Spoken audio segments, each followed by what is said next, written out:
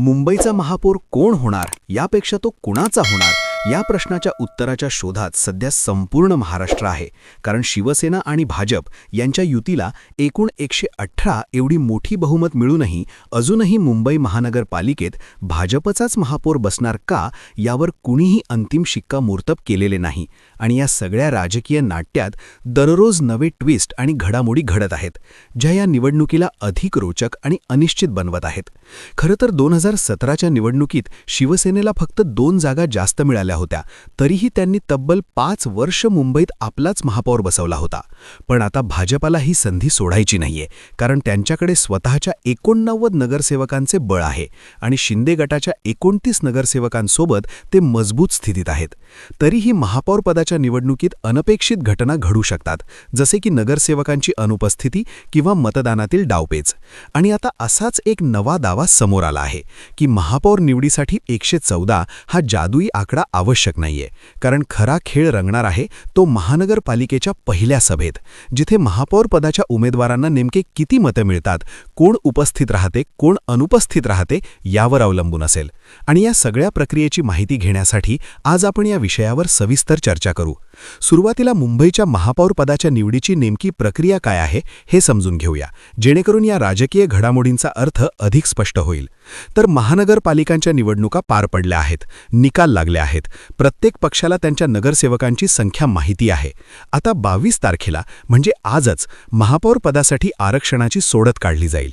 या सोडतीत महापौर पद कोणत्या समाजासाठी राखीव असेल हे ठरेल, जसे की ओबीसी, एससी, एसटी किंवा सामान्य. आणि या सोडतीनंतर महानगरपालिकेकडून संबंधित नोटीस जारी केली जाईल, ज्यात आरक्षणाच्या नियमांचा उल्लेख असेल. त्यानंतर ज्या पक्षाला महापौर पद हवे असेल त्यांच्याकडून उमेदवार अर्ज भरतील. अर्ज दाखल करण्यासाठी एक विशिष्ट मुदत असेल. नंतर अर्ज मागे घेण्यासाठीही काही दिवस दिले जातील, जेणेकरून उमेदवार अंतिम ठरतील. आणि शेवटी महानगरपालिकेची पहिली सर्वसाधारण सभा ज्या दिवशी होईल त्याच दिवशी महापौर पदाची निवडणूक घेतली जाईल. या निवडणुकीत आवाजी मतदान होते, म्हणजे हात उंचावून मतदान केले जाते, जे पारदर्शक आणि जलद असते.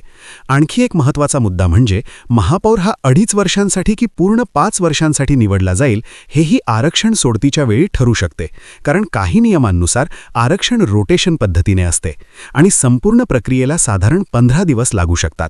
त्यामुळे जरी 31 जानेवारीपर्यंत महापौर निवडला जाईल असे म्हटले जात असले तरी प्रशासकीय अधिकाऱ्यांच्या मते 5 फेब्रुवारीपर्यंत ही प्रक्रिया पूर्ण होण्याची शक्यता आहे, कारण कागदपत्रे तपासणे, अर्ज प्रक्रिया आणि सभेची तयारी यात वेळ जातो. आता या प्रक्रियेच्या पार्श्वभूमीवर आरटीआय कार्यकर्ते अनिल गलगली यांनी एक महत्त्वपूर्ण दावा केला आहे की महानगरपालिकेत सत्ता स्थापन करण्यासाठी आणि दैनंदिन कारभार चालवण्यासाठी 114 हा आकडा महत्त्वाचा असू शकतो. पण केवळ महापौर निवडीसाठी तो बंधनकारक नाही, कारण मुंबई महानगरपालिका अधिनियम स्पष्टपणे वेगळे चित्र दाखवतो. निवडणुकीनंतर मुंबई महानगरपालिकेत 227 नगरसेवक असल्याने बहुमतासाठी 114 हा आकडा चर्चेत येतो. पण गलगली यांच्या मते हा समज अपूर्ण माहितीवर आधारित आहे, कारण महापौर पदाची निवड ही पहिल्या सर्वसाधारण सभेत होते, जिथे कोरम पूर्ण असणे आवश्यक आहे, म्हणजे किमान 1/3 सदस्य उपस्थित असावेत. आणि नंतर उपस्थित आणि मतदान करणाऱ्या सदस्यांपैकी ज्याला सर्वाधिक मते मिळतात तो महापौर होतो. म्हणजे पूर्ण 227 पैकी 114 मते मिळवणे ही कायद्यात सक्ती नाही. पण 114 हा आकडा महत्त्वाचा ठरतो तो स्थायी समिती, विषय समित्या, अर्थसंकल्प मंजुरी, धोरणात्मक ठराव आणि प्रशासनावर नियंत्रण मिळवण्यासाठी, कारण तिथे बहुमत आवश्यक असते. गलगली यांनी आणखी एक मुद्दा मांडला आहे की राजकीय वास्तवात विरोधी पक्ष अनेकदा सभागृहातून बाहेर पडतात, बहिष्कार टाकतात किंवा रणनीती म्हणून मतदान करत नाहीत. काही नगरसेवक अनुपस्थित राहतात. अशा स्थितीत उपस्थित सदस्यांच्या साध्या बहुमतावर महापौर निवडला जातो, म्हणजे 90, 85 किंवा अगदी कमी मतांवरही महापौर होऊ शकतो. आणि देशातील इतर महानगरपालिकांमध्ये अशी उदाहरणे घडली आहेत, जसे की दिल्ली किंवा इतर शहरांमध्ये अनुपस्थितीमुळे कमी मतांवर निवड झाली आहे. आता हे दावे खरे आहेत का हे तपासण्यासाठी 2017च्या मुंबई महानगरपालिका निवडणुकीचे उदाहरण पाहता येईल. तेव्हा शिवसेनेला 84, भाजपला 82, काँग्रेसला 31, राष्ट्रवादीला 9, मनसेला 7, सपाला 6 आणि इतरांना 8 जागा मिळाल्या होत्या. शिवसेनेने महापौर पदावर दावा केला आणि विश्वनाथ महाडेश्वर यांना उमेदवारी दिली, तर काँग्रेसकडून विठ्ठल लोकरे मैदानात होते. सभेत मतदान झाले तेव्हा महाडेश्वरांना 171 मते मिळाली, तर लोकरेंना फक्त 31, कारण भाजपने शिनेला पाठिंबा दिला होता. पण सपा आणि राष्ट्रवादीच्या नगरसेवकांनी उपस्थित राहूनही मतदान केले नाही. मनसेचे नगरसेवक पक्षाच्या निरोपामुळे सभागृहात आलेच नाहीत आणि कार्यालयात बसून राहिले. त्यामुळे उपस्थित सदस्यांमध्ये महाडेश्वरांना सर्वाधिक मते मिळाली आणि ते बहुमताने महापौर झाले. हे उदाहरण दाखवते की अनुपस्थिती आणि मतदान न करणे यामुळे कमी संख्येनेही महापौर होणे शक्य आहे. आता वर्तमान परिस्थितीतही अशी चर्चा आहे, कारण आज 22 जानेवारीला आरक्षण सोडत होणार आहे आणि त्यानंतर महापौर निवडणूक. दोन्ही बाजू उमेदवार देतील. उद्धव ठाकरेंनी देवाची इच्छा असेल तर आपला महापौर होईल असे वक्तव्य करून फिल्डिंग लावल्याची चर्चा आहे. म्हणजे ते नगरसेवक फोडण्याच्या किंवा अनुपस्थितीच्या रणनीतीचा विचार करत असतील. आता या निवडणुकीत काय शक्यता आहेत ते पाहूया. पहिली शक्यता म्हणजे भाजपने उमेदवार उतरवला आणि शिंदे गट नाराज होऊन त्यांच्या 29 नगरसेवकांना अनुपस्थित राहण्याचे आदेश दिले, तर सभागृहातील संख्या 227 मधून 198 होईल आणि बहुमताचा आकडा 100 वर येईल. भाजपकडे 89 असल्याने त्यांना आणखी 11 मतांची गरज असेल, ज्यासाठी ते उद्धव ठाकरेंचे नगरसेवक फोडू शकतात. दुसरीकडे उद्धव ठाकरेंचे उबाठा सेना 65, मनसे 6, शरद पवारांची राष्ट्रवादी 1 असे 72 आणि काँग्रेसचे 24 मिळून 96 पर्यंत पोहोचू शकतात. म्हणजे शिंदे अनुपस्थित राहिले तर उद्धव ठाकरेंचा महापौर होऊ शकतो आणि भाजपचा खेळ बिघडू शकतो. दुसरी शक्यता म्हणजे उद्धव ठाकरेंचे 65 नगरसेवक अनुपस्थित राहिले तर उपस्थित संख्या 162 होईल. बहुमत 82 जो भाजपकडे 89 असल्याने सहज गाठता येईल आणि शिंदेंची गरज न पडता भाजपचा महापौर होऊ शकतो, अगदी बिनविरोधही, कारण समोर उमेदवार नसेल. तिसरी शक्यता काँग्रेसचे 24 नगरसेवक गैरहजर राहिले तर उपस्थित 203, बहुमत 102, शिंदे भाजप 118 असल्याने ते सहज जिंकतील, तर उद्धव ठाकरेंना 65 अधिक 6 अधिक 1 बरोबर 72 मते मिळतील व इतर MIM 8, अजितदादा 3, सपा 2 मिळून फक्त 85 पर्यंतच पोहोचतील, जो बहुमतापेक्षा कमी असेल. म्हणजे काँग्रेसच्या अनुपस्थितीचा फायदा महायुतीला होईल. शेवटची शक्यता म्हणजे MIM 8, सपा 2, अजित पवारांची राष्ट्रवादी 3 आणि काँग्रेस 24 असे 37 गैरहजर राहिले तर उपस्थित 190, बहुमत 96. भाजप शिंदे 118 असल्याने ते जिंकतील, तर उद्धव ठाकरेंना 65 अधिक 6 अधिक 1 बरोबर 72 मते मिळतील. थोडक्यात इतर पक्षांच्या अनुपस्थितीचा फायदा भाजपला होईल. एकंदरीत मुंबईच्या महापौर पदाची लढाई ही फक्त आकड्यांची नाही, तर कायदा, राजकीय डावपेच, वेळेचे भान आणि सभागृहातील प्रत्यक्ष स्थितीवर अवलंबून आहे. त्यामुळे अंतिम निकाल सभागृहातच ठरेल.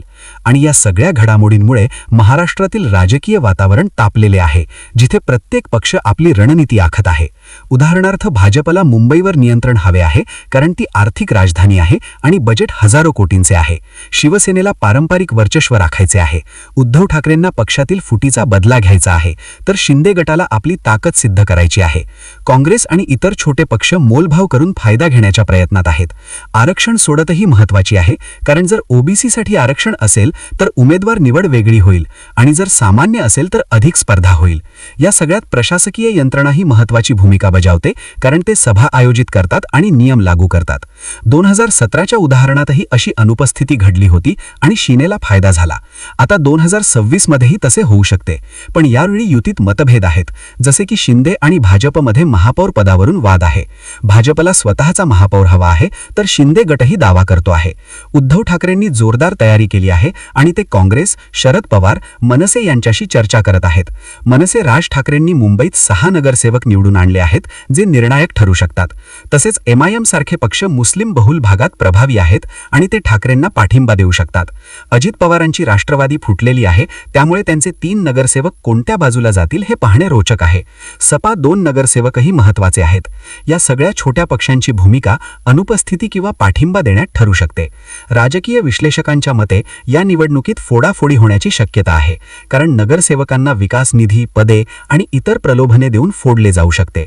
मुंबई महानगरपालिकेचे बजेट 50,000 कोटींपेक्षा जास्त आहे, त्यामुळे सत्ता मिळवणे महत्त्वाचे आहे. महापौराला शहराच्या विकासाचे अधिकार आहेत, जसे की रस्ते, पाणी, आरोग्य, शिक्षण इत्यादी. आणि स्थायी समितीचे अध्यक्षपदही महत्त्वाचे आहे, जिथे 114चा आकडा लागतो. त्यामुळे महापौर निवडल्यानंतरही सत्ता टिकवणे आव्हानात्मक आहे. गलगली यांचा दावा यामुळे महत्त्वाचा आहे आहे, कारण तो दाखवतो की महापौर निवड ही फक्त पहिला टप्पा नाही आणि खरा खेळ नंतर रंगतो. महाराष्ट्रातील जनतेला या घडामोडींवर लक्ष आहे, कारण मुंबई ही राज्याची आर्थिक धमनी आहे आणि येथील राजकारण राज्याच्या राजकारणावर प्रभाव टाकते. उदाहरणार्थ 2019च्या विधानसभा निवडणुकीनंतर युती तुटली आणि ठाकरेंनी काँग्रेस राष्ट्रवादीसोबत सरकार बनवले. आता पुन्हा अशीच स्थिती आहे. त्यामुळे महापौर निवड ही पुढील राजकीय समीकरणांसाठी संकेत देऊ शकते. शेवटी मुंबईचा महापौर कोण होणार हे सभागृहातील प्रत्यक्ष मतदानावर अवलंबून आहे आणि त्यासाठी सर्व पक्ष रणनीती आखत आहेत. तुम्हाला काय वाटते ते सांगा आणि अशा अपडेट्ससाठी चॅनल सबस्क्राईब करा.